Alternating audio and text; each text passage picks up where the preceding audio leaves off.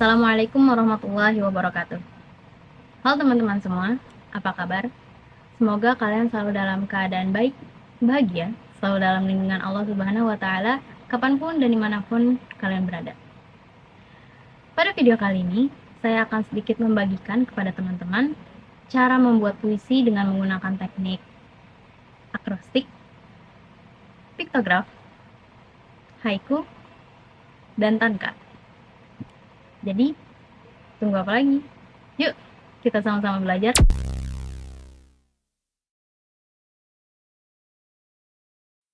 Baik teman-teman, kita masuk ke pembahasan yang pertama, yaitu membuat puisi dengan menggunakan teknik akrostik. Puisi akrostik ini memiliki keunikannya sendiri, karena lirik dari puisi ini diawali dengan setiap abjad dari judul puisi. Jadi hal pertama yang perlu kita lakukan saat akan membuat puisi akrostik adalah menentukan judul. Di sini saya akan mengambil kata senja sebagai contoh dari judul puisi akrostik ini. Lalu, puisi akrostik, judul puisi ini disusun secara vertikal.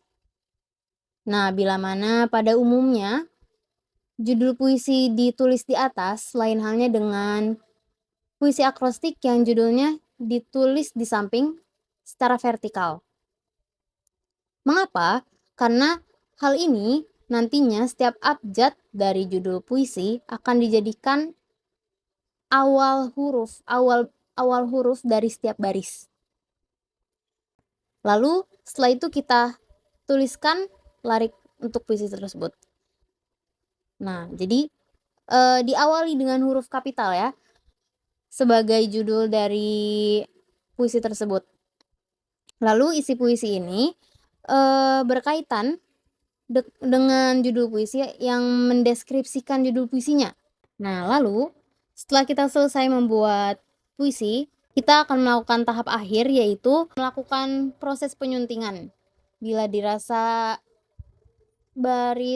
isi dari setiap barisnya ini belum padu, maka kita bisa menyuntingnya kembali.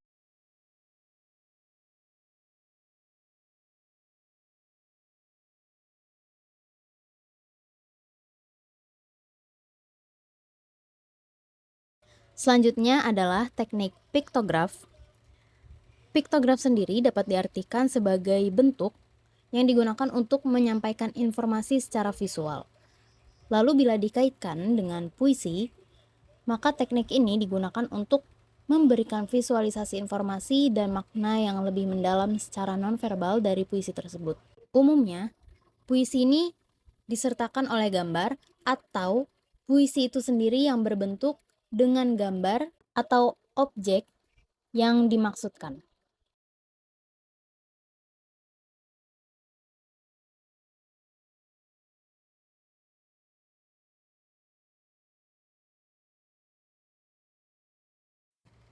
Yang ketiga adalah membuat puisi dengan teknik haiku. Haiku merupakan puisi pendek dari Jepang yang terdiri dari 3 baris dengan menggunakan bahasa sensorik.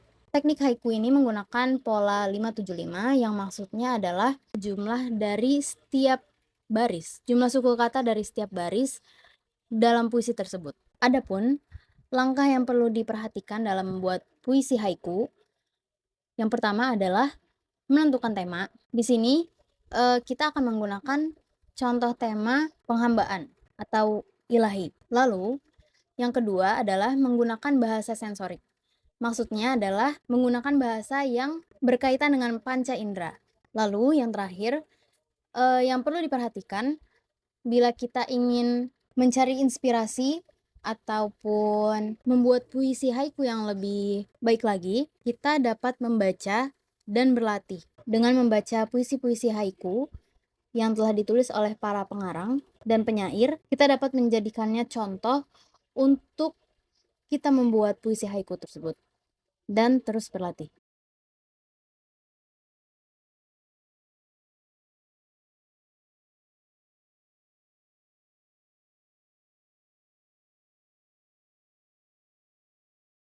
Sekarang kita masuk kepada pembahasan terakhir, yaitu membuat puisi dengan menggunakan teknik tanka. Puisi tanka tidak berbeda jauh dengan puisi haiku, yang membedakannya hanyalah jumlah baris pada puisi tersebut dan penggunaan pola suku katanya. Bila mana puisi haiku terdiri dari 3 baris dengan penggunaan pola suku kata 575, adapun puisi tanka terdiri dari 5 baris dengan menggunakan struktur pola 57577. Lalu, langkah yang perlu diperhatikan saat kita akan membuat puisi tanka yaitu adalah pertama menentukan tema, kemudian membuat struktur baris 57577. Lalu, menggunakan sudut pandang orang pertama, dan yang terakhir adalah membedakan cermatan baris 1 sampai 3 dengan baris 4 sampai 5.